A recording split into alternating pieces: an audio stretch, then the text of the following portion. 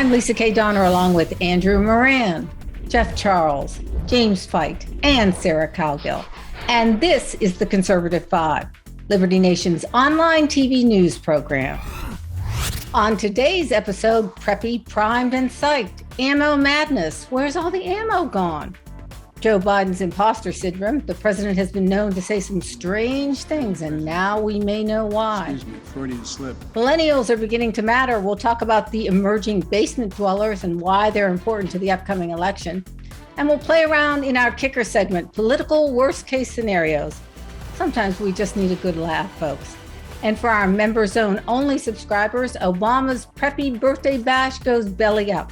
This one's really worth the price of admission. All this and more coming up on this edition of the Conservative Five.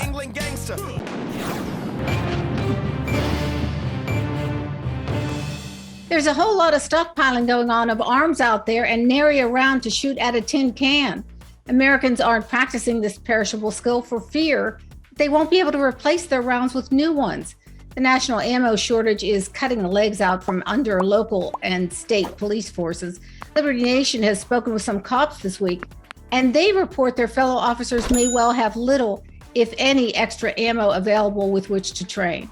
Is this lack of ammunition about to turn the corner into a national crisis? Where better to go to discuss guns and ammo than our man from Arkansas? Yeah, they know a little bit about guns in Arkansas. Liberty Nation editor-at-large James Psyched knows his way around a range and a clip and has written extensively on this for LM. Jim, we're looking at one of several factors for this current ammo shortage, or is it just mostly one thing?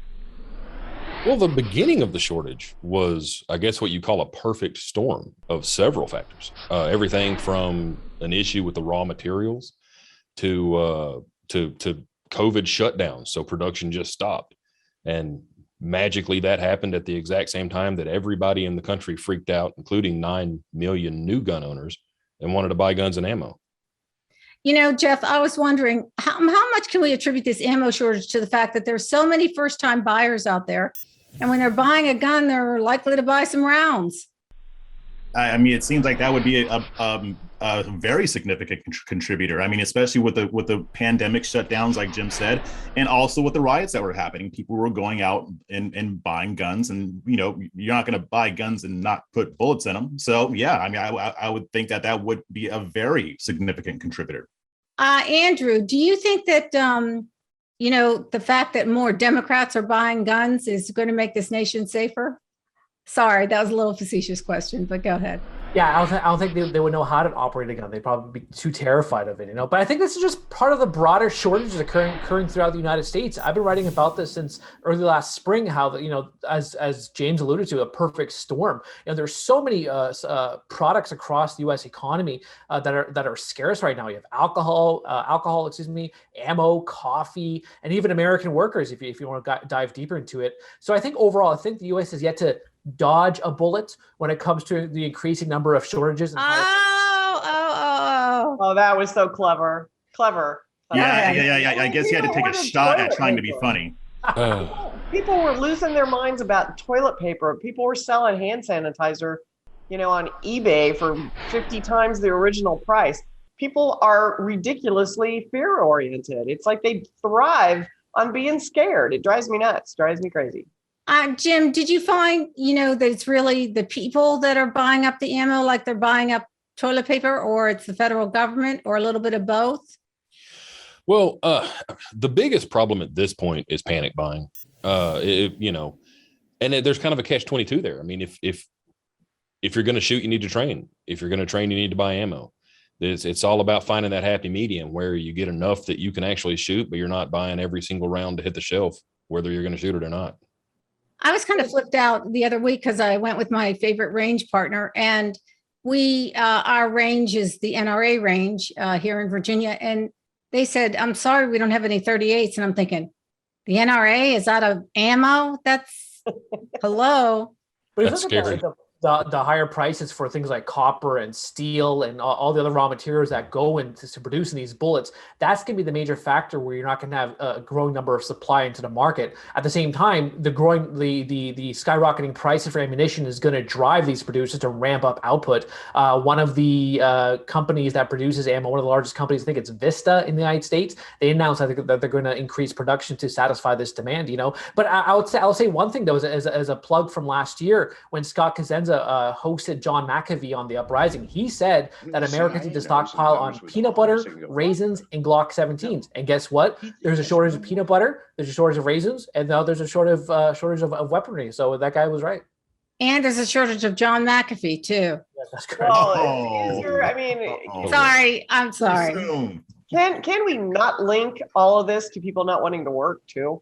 I mean, if there's not enough people running production, even if it is a little pricier, that's going to be a big factor until this administration gets people back to work. Well, if you don't have to pay rent, then why not just go out and buy guns and bullets? That's contributing a little, but these ammo manufacturers, they're cranking and spanking right now, and they're paying pretty well too. So, Andrew, are you ready to short the commodities market on copper and brass, or? Well, no, not yet though, because when it comes to the copper market, these mines they take a while to get up and running. Peru is one of the largest copper markets right now, and they're trying to ramp up production, but it takes so long to do it because of the regulatory process and then getting the supplies, which is also to mine, that's also becoming an issue. But I think this is a good situation whereby you could answer Dirty Harry's famous lucky question with a smart remark. You could say, "Yes, sir, I do feel lucky. The fundamental principles of supply and demand suggest that the marketplace is experiencing an ammo shortage. So I do believe, my good man, that the odds are high that your chamber is empty, good sir." And then he would have just beat you to death. Halfway through that whole diatribe, he would just beat you to death. So it wouldn't have That 44 mag is still a very heavy club. But finally, Jim, I mean, is there really an issue with cops and not having enough ammo here? Yeah, it's a real issue. I mean, and it's a Wait a product minute. of how You're not telling me, lasted. you're not telling our people that cops are going out with unloaded guns. Oh, no.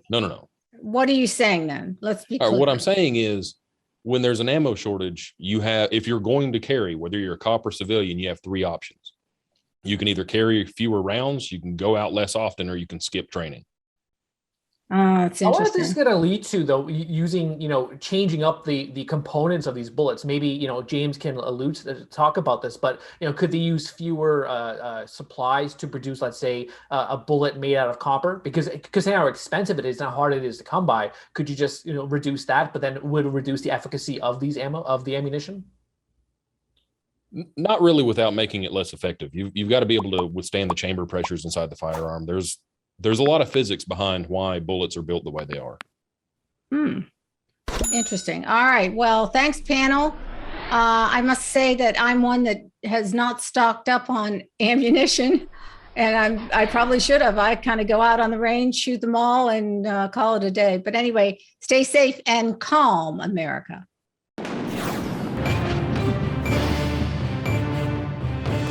We all tend to laugh off the common phrases President Joe Biden uses every time he speaks, whether it's calling the Bill of Rights that thingy or trying to be one of the regular guys saying, "Come on, man." We're used to his rather bizarre speech patterns, but could it be there's more to Joe's verbal oddities than meets the eye? I so enjoy a good psychological unmasking, don't you? Okay, panel, it's not gone unnoticed that Mr. Biden tends to repeat the following phrases. "I'm not kidding. No joke. I'm serious here." Here's a little bit of audio that was aired on the No Agenda podcast. Introducing the clip is co-host John C. Dvorak.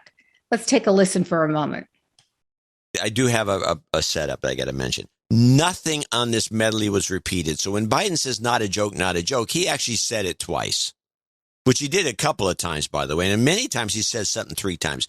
And when I do some of these, I will sometimes put in, I will mess with. There's nothing but original material on here. There's nothing repeated. I didn't trick. I didn't add a horn. I didn't add a boing.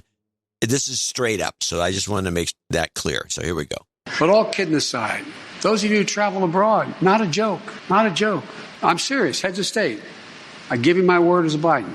I'm not a joke, Xi Jinping in China, who I know well. We don't agree on a lot of things. He's a bright and really tough guy. These guys actually are betting, I'm not joking, on autocracies. It really has, not a joke. Number one, my message is, well, let me finish the question. The answer. Experts say we know that this virus is, in fact, it's going to be, or excuse me, we know why all the drugs approved are not temporarily approved, but permanently approved. Okay, to allay their fears, the various, that misinformation is going to kill people. Not a joke. Not a joke. I mean, come on. I'm being a wise guy now. So I shouldn't make fun of it. That's good. It's good. It's good that I'm feeling better about it. I'm not being a wise guy now. We will, in fact, reduce inflation. Reduce inflation. Reduce inflation. But it is, I sincerely mean this. Well, guess what? People stop working. People are coming back. And guess what? You understand what I'm saying? Yeah. It relates to what, in fact, is now needed because we're growing. Look, no, I'm not being facetious. I'm not being facetious. You had up to 20 Republicans sign a letter. Wow. If I ever get to meet the President Biden, I will ask him to tell me a joke. Oh, that's just really kind of one for the ages, isn't it, guys? Well, we have to go to our jokester first. I'm going to head straight to Andrew. Andrew, what do you? Well, let me do the setup first, okay? Because this doesn't make any sense unless I say this is no joke. Unless I tell you the scoop. So, experts suggest these phrases reveal a psychological pattern of internalized fear or being exposed as a fraud. And they call this the imposter syndrome. The president's verbal peculiarity is not an official, psychiatric diagnosis, according to Psychology Today, but rather a manifestation of an unconscious personal behavior. Wow. Why would the leader of the free world think people don't take him seriously, Andrew? Well, it reminds me of that Groucho Marx joke. I would never want to belong to any club that would have someone like me for a member. But that said, the imposter syndrome and all the components behind it, that can be applied universally to the entire political football field. Many politicians on both sides of the aisle, they're likely to fearful that they'll be exposed as frauds, since a great deal of them don't even possess any, ounce of original thought, original policy making. Look at Joe Biden's career. What original policy has he proposed in the last 40 to 50 years? The closest thing I can think of is that when he said he wanted to break up Iraq into 3 different pieces. Now, in defense of Joe Biden, he has a stuttering problem. Now, stutterers, they tend to use filler words when they try to complete a thought. So the or in his case, come on, man, or it's no joke. So he suffers from a stuttering problem, and it's very common for people to use this. But I will say one thing though, it's so funny how every time he talks about something serious, he always says it's no joke. So oh, my dog died. Oh, it's no joke. I'm serious. My dog died. So I find that comical. Now, wait a minute. Jeff, do you really buy that this is a whole stuttering issue, or there's a little more something psychological going on there? Yeah, I'm hesitant to go the psychological route. Because a lot of people talk like that. And if you look at how Trump talks, he's always saying, believe me, I'm not. He says some of the same things. And I wouldn't apply that to him either. I actually lean more towards the stuttering aspect of it, because Joe Biden is known to have a stuttering problem. And honestly, I don't see that Joe Biden is really lacking in confidence. I think he has a little bit more than he deserves. No. It isn't that he's lacking in confidence. It's that he thinks he does lack confidence. You see, there's a difference. It's not what other people think of him. It's what he thinks of himself. That's the interesting part of it. Go ahead. I don't even think he knows he's the president, let alone, is he lacking confidence for holding the job? And honestly, I don't know how anybody can listen to the guy. How does he? It's not stuttering when he can't say the Bill of Rights, the thingy. That's not stuttering. That's losing your mind. Yeah, some of the worst gaffes he ever had. It didn't involve any stuttering whatsoever. The thing. Yeah, I think there is something deeper to this. Jim. So I'll try to get through this with more or less a straight face. I can't help but be reminded of all the time it took for him to decide whether or not he was going to run for president. Remember when he finally announced it, we ran a story along the lines of Joe Biden finally figured out what we all already knew. So this whole imposter syndrome thing, I can't help but think that like he's only 40 years late to the show here. We've known since like what 88. I can't believe so many of you are giving him a pass. Sarah, speak up. I am not giving him a pass. I honestly think he doesn't have a clue. I don't think he's even based in reality anymore. And that's just my personal opinion. But the people are telling him what to do. I don't think he's comfortable being president. He doesn't know what he's doing. He doesn't know how to deliver a message. If he says, I think, no, I know, I don't think I know. Dude, I can't, I agree that he believes he's, fallen into the wrong place at the wrong time. And I think he does feel like he is a fraud and an imposter. I think that should be obvious to pretty much everybody.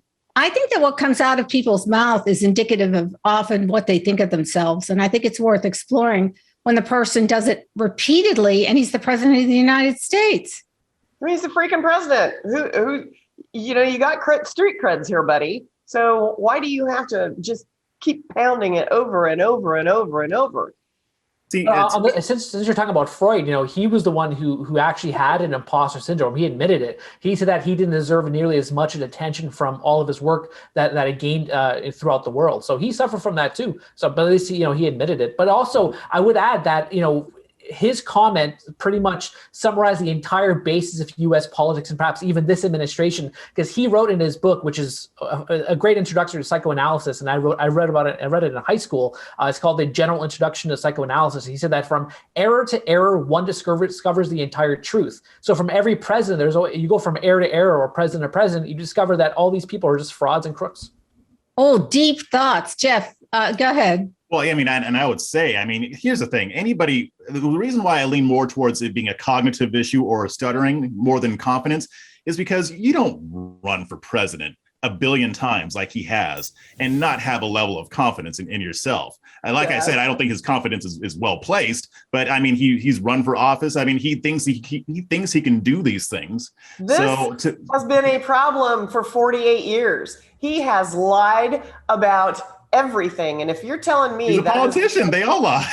In an imposter syndrome. Okay, well, he's lied about a lot of things, like, that he was second in his class and he was at the bottom of his class and that he drove a truck. He never drove a truck. He sat in a truck. Well, I think Joe Biden, a laundry list of things that tries to make him sound smarter, look better, plagiarize.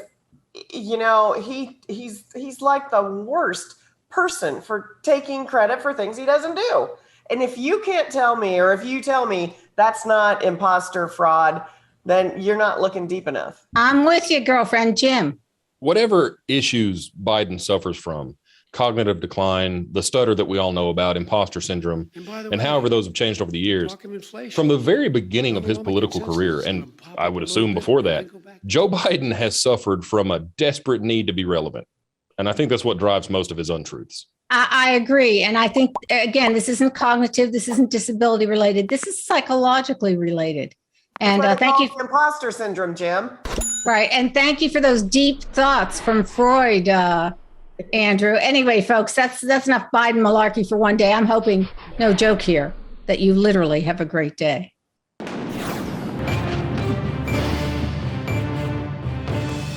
It was bound to happen. Millennials have gotten out of their parents' basements and have begun to vote. And now there's a study by Pew Research Center that said it was these young folks that really made the difference for Joe Biden. For the longest time, both Republicans and Democrats didn't really factor in the 18 to 25-year-old demographic. But one party continued to court the youngsters, and it's beginning to pay off. So where does that leave the grand old party? Let's face it, Democrats dominate the young voter. They cater to idealism, peace, love, kumbaya, free stuff. So how can the libertarians, the independents, the conservatives compete for these young voters? Jeff, you've been beating this drum for a long time. But practically speaking, what's the GOP and every other group to the right of the Dems to do? Yeah, it's going to take them getting out of their comfort zone. There are, when it comes to the leadership of the Republican Party, you've got people who think that the way that they've been doing it for the past few decades is going to keep working. Then you've got people who recognize the need for change, but they just don't know how to do it. And then you've got people who know how to do it and want that change to happen, but these aren't the people who are in charge. So I talk about this a lot with the Black community, but it also applies to younger voters. The conservatives and Republicans have typically done very badly with younger voters, and it's because we have this mindset that we have to do things the exact way that we've been doing them. I mean, and I'll just say, there's a reason why the Republican Party is perceived as the party of old white men, because that's what we have. And now we have people outside of that, but you don't really see them out there pushing for change like that, or you don't see them being as prominent and being elevated as much. I do think that is changing. I from what I'm seeing, the trend is starting to change.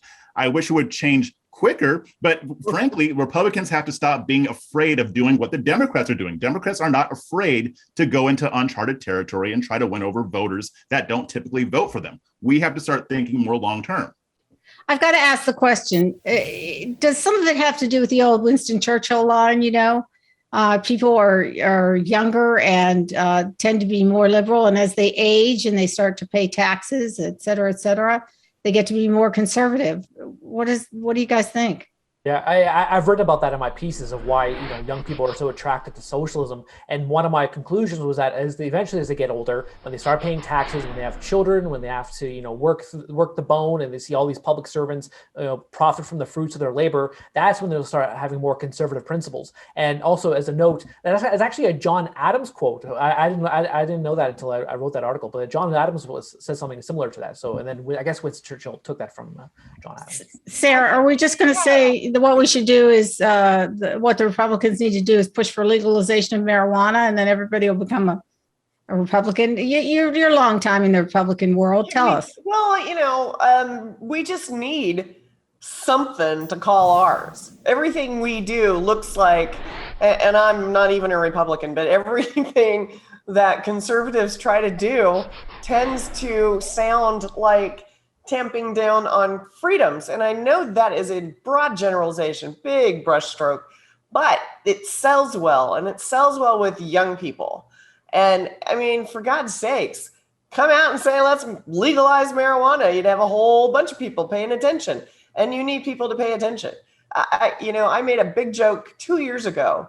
And I thought it was hilarious that the Democrats were hosting petting zoos in voter registration drives.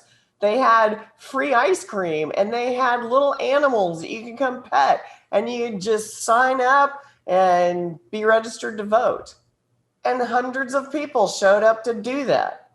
Well, you can't say that amid COVID that the Republicans aren't, the ones that are really promoting liberty and independence and individualism. I mean, I would think but we're promoting go back to work when the Democrats and Fauci are saying, "Oh, wear a mask." I mean, the country is so divided now. I'm not sure. I mean, Jeff, correct me, or Jim or Andrew. I'm not sure that we're making any headway whatsoever with the young voter. I don't see it at all. Yeah, I recently reported on a poll about young people and socialism, and there was an interesting tidbit, and I found that the number of young Republicans who approve of capitalism, is on the decline. And Jeff has written about this many times before. It's about marketing the message, and that's something the right has done a terrible job at. They're great at exposing the asinine rhetoric on the left about socialism and liberalism and progressivism, but when it comes to promoting capitalism, free markets, or any of the myriad of conservative libertarian principles, they can't do it. They're terrible at it. Jim. Andrew made a good point about growing up and paying taxes and all that kind of stuff. There are several scales to determine what generation you're in. But the earliest millennials were born, depending on what scale you pick, anywhere from 1979 to 1984. Mm-hmm. I was born in 1984. I am a millennial, and I am 36 years old. And I hold nothing higher as a political ideal than individual liberty, regardless of what party's pushing that. But millennials are growing up and getting out and being more involved. So you've still got some of the younger ones that are, in their 20s that are maybe they're still buying the whole socialist thing because mom and dad are still buying everything. But the millennials who are actually working for themselves and paying taxes and raising kids of their own now, we're not buying it. All right. And here's the thing. I mean, speaking to that, as people grow up, they get more conservative. That is true to a certain extent. But again, Jim, you're a millennial. Millennials are already paying taxes. They're already working. And guess where they're voting? They're still voting Democrat. So there's got to be more to this. The problem is that, the Democrats come with, let's do some socialism. And then we say, no, that's bad. That's bad. And the people come to us and say, okay, well, what's your solution? I don't know, free markets. I just told you, socialism's bad. Yeah, I mean, that's the thing. Yeah, I mean, we're very good. That's not an answer. Yeah, it's like Andrew said, we're very good at criticizing, but we're not good at coming with our own solutions. The right has no message. They don't have a message. It's capitalism, and capitalism is bad for a lot of people under the age of 40. I think free stuff is the answer. They wear Che Guevara on their t-shirts. They embrace, what the left tells them. They sell them the dream. Okay. Free stuff is the answer. All we have to do is offer free liberty. Liberty is never free, but anyway, I know. I just want to bring up one issue before we put this to rest, and that is, are we overreacting? Could it be that all these youngsters voted because it was so easy this time? Get 15 ballots in the mail and fill one out. It's different when you have to get your rear end off the couch, put down the nachos, and head to the polls. Well, then the Republican Party, the moderates, they need to get the ballots in the mail and stop calling for all this to stop. That's how the last guy won. Well, or maybe I don't know. I disagree. I think I wish, and I've hated this for a while now. I wish that no one voted who wasn't engaged enough to actually study the politics behind the people that they're voting for.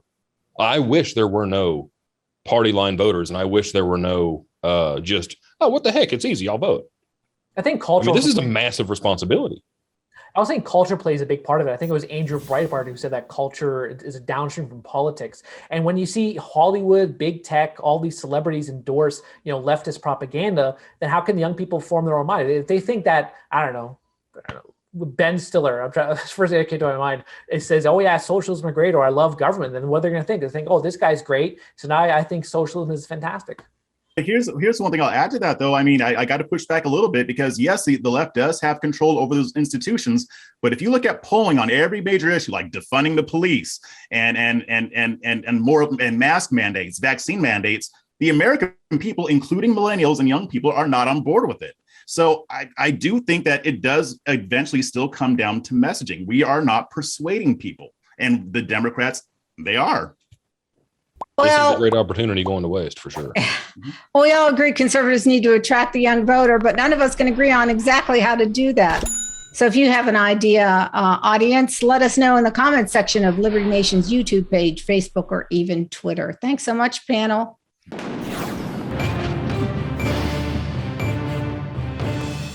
Well, folks, we've had so much fun with the last political worst case scenarios, and a lot of people watched, so we're doing it again.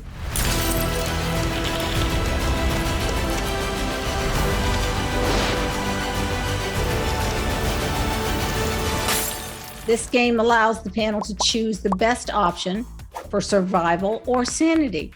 I'm going to call on you one by one and ask you to pick a number from 1 to 10, and from there it should be obvious. Everybody ready? Ding! Get her done. Okay, ladies first. Sarah, pick a number. Number from 1 to what? 10. Did I miss that? How did I miss that? Sheesh. Number 6. Numero 6. You've been invited to Barack Obama's 60th birthday party. What do you wear?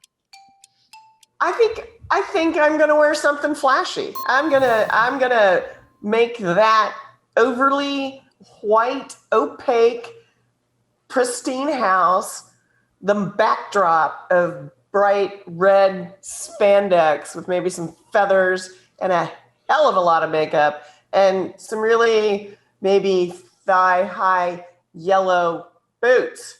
What about bodycon Sarah in sequins? Sarah in sequins with the bodycon red? You know, I could. I think that might do rock it. some fringe. That's what Okay, who wants to see Sarah in that outfit? Raise your hands. Oh yes. Oh yes. Okay.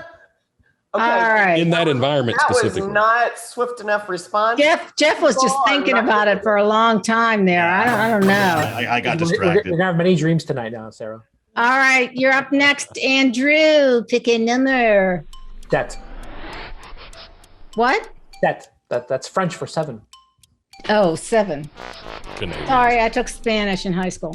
Okay, you can visit the afterlife for 1 hour, and you're allowed to only speak to one past, that means dead, politician. The catch is only one Democratic politician. Who do you pick? Biden. Oh, I'm sorry. Never mind. I'm sorry. No. He's still around. I would say a Democratic politician. It would be FDR, so I can berate him about all the terrible decisions he made during the Great Depression. Oh, what about LBJ? He's right up there too. The Great Oh, yeah. Society, my friend. But he probably went on the toilet, berating his staffers in the afterlife. There, Who's got some? Go I ahead. would go with Kennedy, so I could sit there and like snuggle with him, and he's kind of hot. I wanted Tip O'Neill. I thought he'd be an interesting guy to sit down and have a beer with for an hour. What do you guys say? Well, that sounds good. Well, I would ignore all the politicians. I travel the depths of hell just to see Rita Hayworth. Oh, nice. Jeff, who are you sitting down with for an hour in It heaven? depends. Can I only talk to him or can I use violence? If I can use violence, then I pick Woodrow Wilson. Yes. I don't know if is there violence in heaven? I don't think. There's no. Do you think Woodrow Wilson? Well, you're is assuming heaven? Woodrow Wilson is in heaven. Oh, yeah, that's true. This is the afterlife. Afterlife, not heaven. Good point. Good point. Okay. All right. James, can you pick a numero? Dang. Well, it's harder to pick a number than to answer the questions with this group. Let's see. Okay, 5. you have 1, 2, 3, 4, 5, 8, 5. 9, and 10 open. 5. Okay, 5. As designated survivor, you are now the president of the United States. Oh, crap. Ooh. What is the first thing you do as commander in chief? Well, that's a good one. That is. The very first thing that came to mind is run away. Lift the mask mandates. Come on. Oh man. Well, I mean, I've got to appoint my new cabinet and all that good stuff. So, Jeff, Andrew, what positions do you guys want? Okay. The Federal Reserve System. There you go.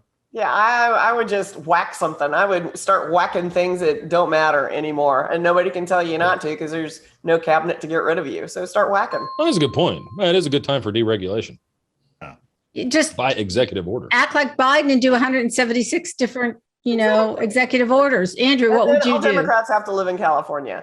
They have a nice GDP, and they can survive out there as their own little country, and everybody else can get away from them. Andrew, what would you do? Oh, I would appoint Tulsi Gabbard as God Empress of the United States. Oh, there we go. It's Designated coming out again. His Tulsi Gabbard. Well, I haven't heard that in a while. All right. I got to ask you, Jeff, what would you do as your first thing? Does the president have the power to just dissolve the entire government? Because if that were possible, then I would do it. Depends on how many people died to make you designated survivor. The entire Congress has to go, and the cabinet. Yeah, exactly. They basically all go. Or I would just issue pardons to everybody who is locked up for nonviolent drug offenses. All right. Has everybody had a turn here? Sarah, did you have a turn? Sarah I started that. did. Okay, Sarah started. Okay, so I'm going to pick number 1 because it's too juicy to leave on the table. No, wait a minute. We haven't done Jeff yet. Oh, that's what I said. Has everybody had a chance? And you guys said yes. No, we too. All right, Jeff, pick a number. 1. Darn it, you took the one I wanted. I always pick 1. Dang. Jeff's number 1. Close your eyes when you. Okay, I'm pissed now. All right. You're fired. All right. Oh, man. Would you rather pay Nancy Pelosi's plastic surgery or her bar bill? Which bill? That was going to be mine. Now I feel bad for picking one because you would have been perfect on that one. I would have. Go ahead. You pick it. I would pay her bar bill, and I would actually have a few drinks with her. Not as many as she would, but. Are we going back to the afterlife thing? You think you're in wherever the afterlife? We're not going to say heaven or hell. Drinking with Nancy? Yeah. But that might be part of his ploy to put her there. Her bar bill's got to be lower than her Botox bill. I'm telling you. Before the advent of electricity, her bar bill is probably a lot higher. Wait. Say that again, Andrew? Probably been alive since before electricity, so I'm pretty sure her bar bill is a lot higher than her. That's true. Yeah, if you look at it in the aggregate, that's look at the economist figuring out which bill to pay. My gosh.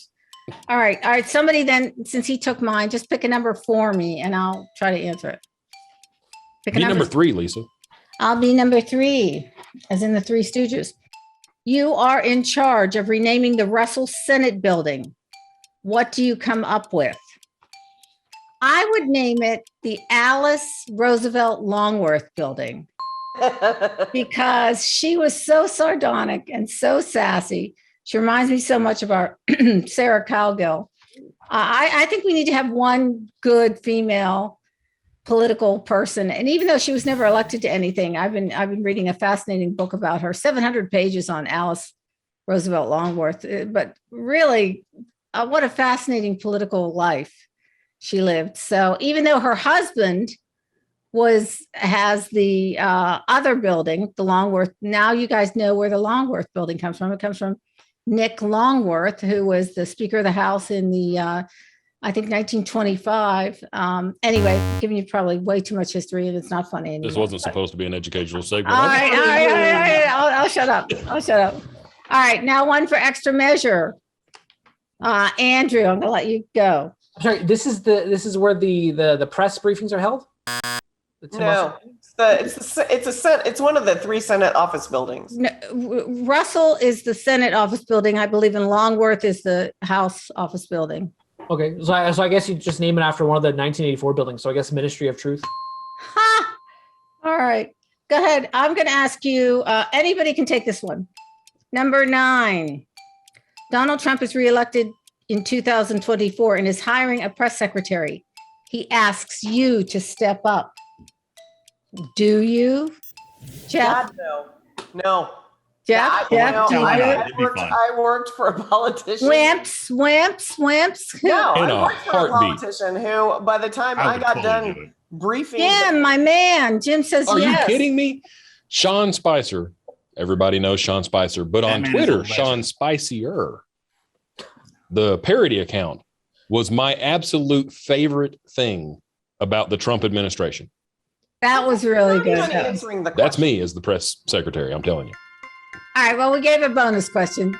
I think this is a good game for us, crew. Hope you've enjoyed playing with us, our wonderful Liberty Nation audience. It's all in good fun. We love to hear you on the next round. Thanks for joining us, and pop on over to libertynation.com for a little bit of sanity, analysis, and the very best in political humor. Especially check out our daily meme picks that should keep a smile on your face. Thanks, group.